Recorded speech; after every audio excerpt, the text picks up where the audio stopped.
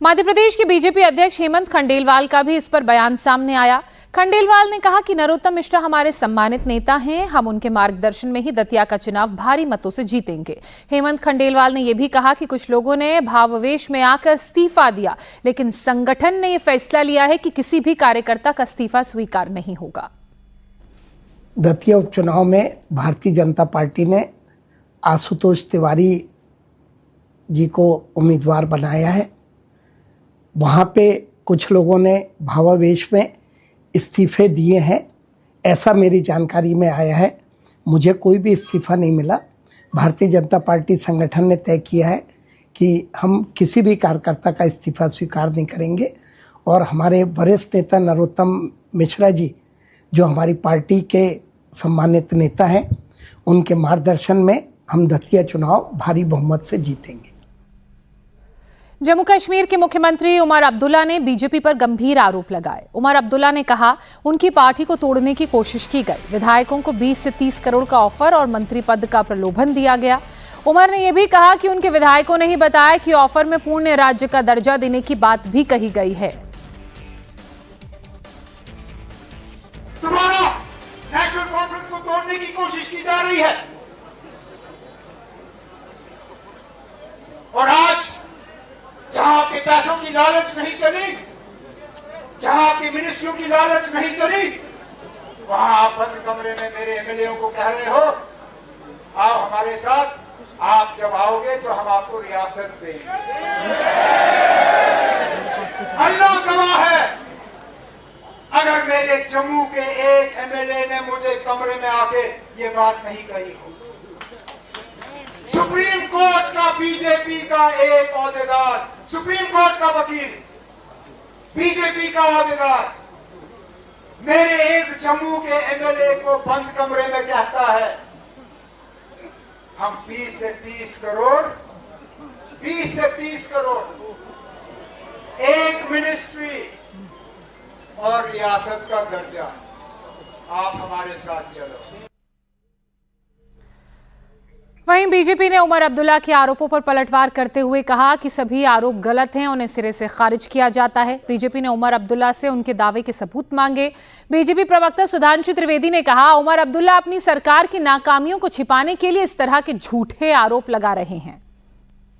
कश्मीर के मुख्यमंत्री उमर अब्दुल्ला जी ने एक बेहद ही गैर जिम्मेदाराना और निंदनीय बयान दिया है, जब उन्होंने बगैर किसी तथ्य के आधार पर यह अनर्गल आरोप लगाने का प्रयास किया कि भारतीय जनता पार्टी उनकी पार्टी के विधायकों को तोड़ने का प्रयास कर रही है। भाजपा की जम्मू कश्मीर इकाई ने इस वक्तव्य की तीव्र निंदा करते हुए उनसे सीधे सीधे कहा है कि या तो वो सबूत प्रस्तुत करें अथवा वो माफी मांगे।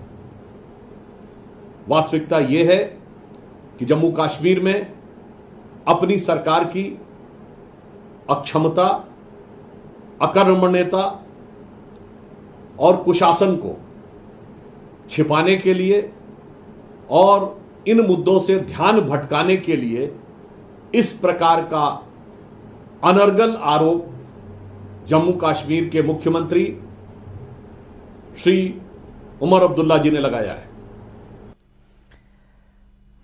अगली खबर कोलकाता से, जहां के इंटरनेशनल एयरपोर्ट के रनवे के करीब 136 साल पुरानी मस्जिद को रिलोकेट करने की तैयारी हो रही है। कोलकाता एयरपोर्ट के एयर साइट पर मौजूद 136 साल पुरानी ये गौरीपुर जामा मस्जिद है, जिसे हटाने का फैसला लिया गया है। बांकड़ा मस्जिद के नाम से मशहूर इस मस्जिद को अब दूसरी जगह शिफ्ट किया जाएगा। शनिवार से इस मस्जिद में जाने के लिए जारी होने वाले एंट्री पास भी बंद कर दिए गए। साथ ही मस्जिद में नमाज अदा करने पर भी रोक लगा दी गई। एयरपोर्ट अथॉरिटी के मुताबिक किसी तरह की अप्रिय घटना से बचने के लिए इलाके में पुलिस और सुरक्षा बल की मौजूदगी है, उनकी तैनाती है। मस्जिद के शिफ्ट होने के बाद कोलकाता एयरपोर्ट के दूसरे रनवे के एक्सपेंशन का काम आगे बढ़ सकेगा। मस्जिद के चलते ये काम काफी वक्त से लटका हुआ था। দেখুন, মসজিদটি এয়ারপোর্ট অথরিটির জায়গা, রাজ্য সরকারের জায়গায় নয়।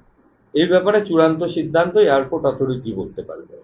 কিন্তু আমি যে বিষয়টা আপনাদের সঙ্গে বলতে চাই, এই মসজিদটির জন্য এক ধারে যেরকম নিরাপত্তা বিঘ্নিত হচ্ছে, লক্ষ লক্ষ যাত্রীর জীবন ঝুঁকিতে থাকছে, কারণ হচ্ছে এখানে যে ঢুকছে যারা ওখানে নামাজ পড়তে, তাদের কোনো পাস ইস্যু করা হয় না, তারা খালি আধার কার্ড দেখিয়ে ঢোকে, এবং সিআইএসএফ এর অনেক জওয়ান এবং একটা বাস রাখতে হয় তাদের নিয়ে যাওয়া এবং নিয়ে আসার জন্য।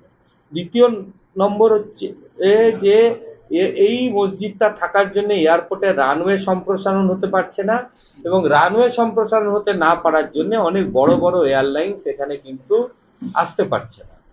বড় বড় এয়ারলাইন্স না আসতে পারার জন্য যেভাবে এয়ারপোর্টের রেভিনিউ লস হচ্ছে, এখানে লোকদের কর্মসংস্থান লস হচ্ছে, এবং সার্বিকভাবে এয়ারপোর্টের বিকাশ আটকে আছে। এক সিকিউরিটি ইস্যু, আমাদের মুখ্যমন্ত্রীর ওপরে বারবার সিকিউরিটি থ্রেট আসছে, সেখানে এয়ারপোর্ট দিয়ে মুভমেন্ট করেন, প্রধানমন্ত্রী মুভমেন্ট করেন, স্বরাষ্ট্রমন্ত্রী মুভমেন্ট করেন, সিকিউরিটি এজেন্সিগুলোর উপর এক্সট্রা চাপ আসে। কিন্তু কেন? একটা মসজিদকে স্থানান্তরিত করতে কি অসুবিধে আছে?